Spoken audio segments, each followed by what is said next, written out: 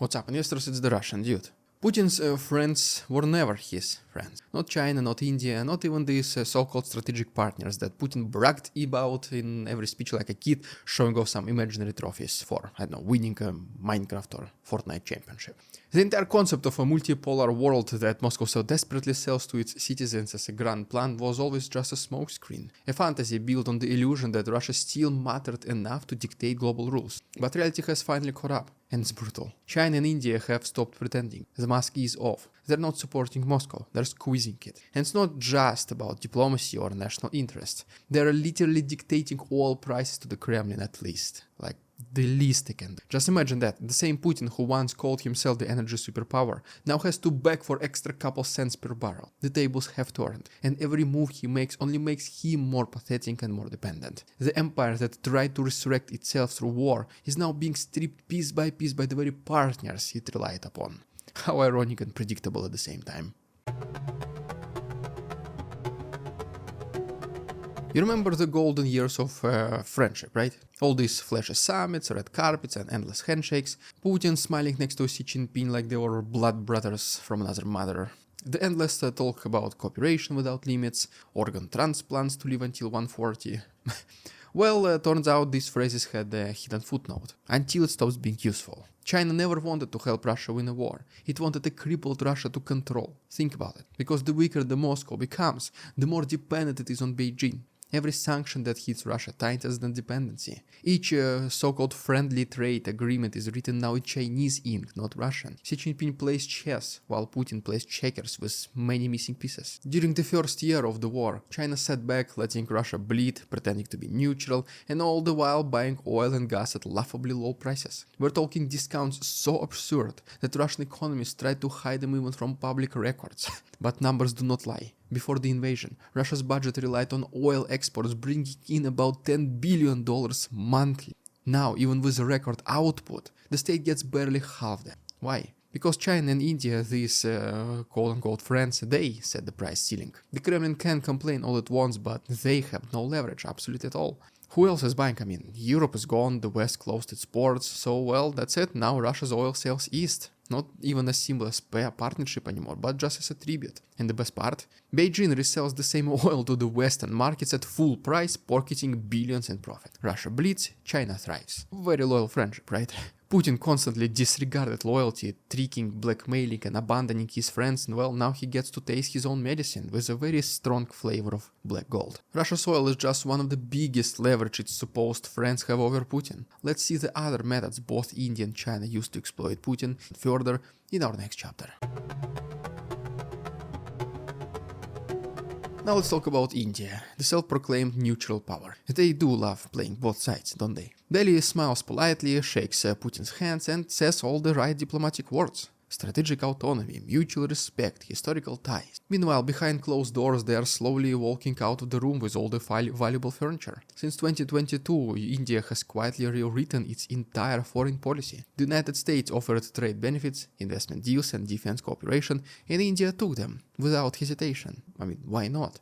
At the same time, they just kept silently buying Russian discounted oil to just fill their own reserves.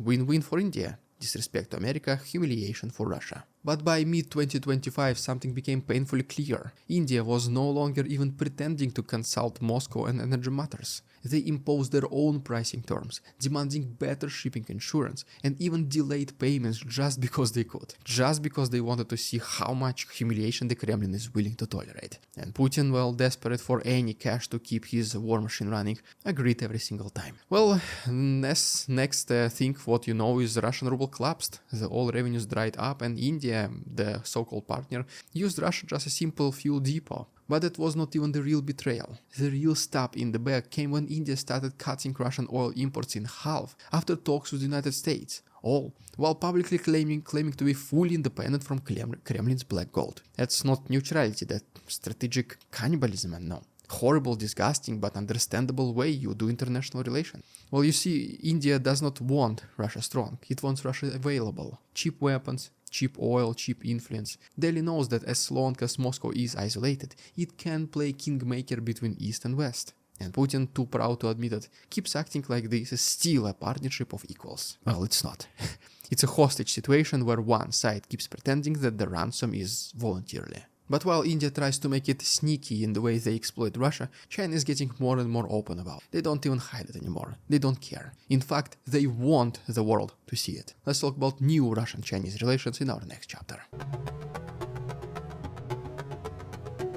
While India plays the diplomatic double agent, China does not even bother hiding its game anymore. Beijing's new strategy towards Russia is as cold and calculated as an autopsy. They're dissecting the corpse of Russian influence piece by piece, starting with the Far East. The regions bordering China, such as Amur, Khabarovsk, Primoria, are now flooded with Chinese investment. But it's not charity, no way. These deals come with invisible strings, and all these strings lead straight to Beijing. Chinese companies rent Russian land for 50 years, manage infrastructure projects, supply their own laborers, and assist in mining operations. Translation, well, they own everything that matters. In some areas, you can barely even find Russian workers anymore. It's just Chinese crews, Chinese managers, Chinese control. It almost feels like a test drive before the final purchase or even a steal. They probe the land, see if it's all worth it, all while preparing to make the move behind the scenes. Putin's government calls this economic cooperation, but, well, locals know what it really is. Just a slow-motion annexation with not a single shot fired, one contract at a time. Even the local markets have shifted. You can pay in yuan in many Far Eastern cities now, not rubles, yuan. Because, who needs a currency that melts faster than ice in July? The Russian central bank itself admitted that over 30% of foreign trade settlements are now in Chinese currency. And that's not diversification, that's dependency. Beijing does not need to invade, it already owns the wallet. That's big. Even in the military sectors, the imbalance is humiliating. Russia, once the arms suppliers of the world, now depends on Chinese components to keep its own weapons function. Semiconductor shortages, drone parts, navigation chips, all flow from China at whatever price Xi Jinping decides. And if Russia or Putin specifically dares to complain, well, tough luck. No components, no missiles, no drones for you. War freezes at best, ends not on Putin's terms at worst. China can get the same tech from its own factories, but Russia cannot get anything without China. That is the real partnership without limits, like Putin says, or better say, limitless humiliation. So here we are, in 2025, watching the empire that once dreamed of leading a new multipolar world turn into middlemen for other powers' ambitions. The myth of a united front against the West is crumbling faster than Russia's economy, because when you strip away the slogans and the propaganda, what remains is just simple and brutal truth. Neither China nor India ever wanted to share power with Moscow. They wanted to use it, drain it, and then replace it. These collapse did not happen overnight. It started the moment Putin believed his own fantasy. He thought he could blackmail the West with energy, intimidate Ukraine with tanks, and charm Asia with promises of shared destiny, but instead he just lost Europe, bled his army dry, and handed Asia's future to Beijing on a silver platter. China's global rise is not just economic anymore, it's ideological now. Xi Jinping does not want to partner with Russia to challenge the US. He wants to take over the entire Eastern Hemisphere and set his own rules. And guess what? He's almost there. Because the one thing standing between China and global dominance, which is strong, independent Russia, well, now this is almost fully gone. What remains is just a hollowed out state enslaved by its own arrogance and debt. Meanwhile, India, now a critical pillar in the Western coalition,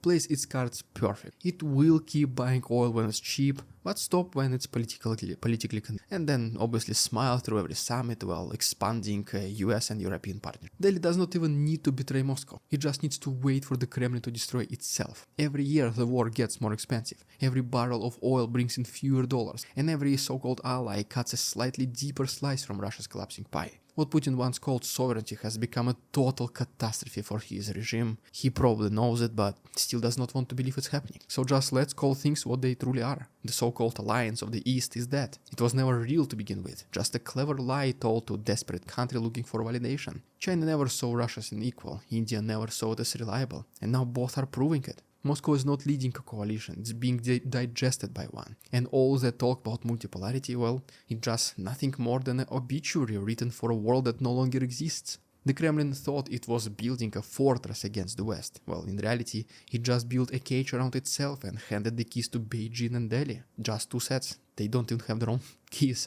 That is the irony of Putin's empire. Trying to defy Western domination, they ended up surrendering everything to the East. The ruble is weak, the budget is bleeding, and the illusion of partnership has shattered beyond repair. Russia did not gain allies, it gained creditors. China will take the Far East. India will take the energy leverage. And the West will just sit back, watch, and calculate how long it takes before Putin's strategic autonomy collapses completely under the weight of its own delusion. The only real question left is very simple. How long can Putin pretend that he still has friends before realizing he is completely alone? Well, there you guys, if you haven't done so already, please subscribe to my channel for more videos like this.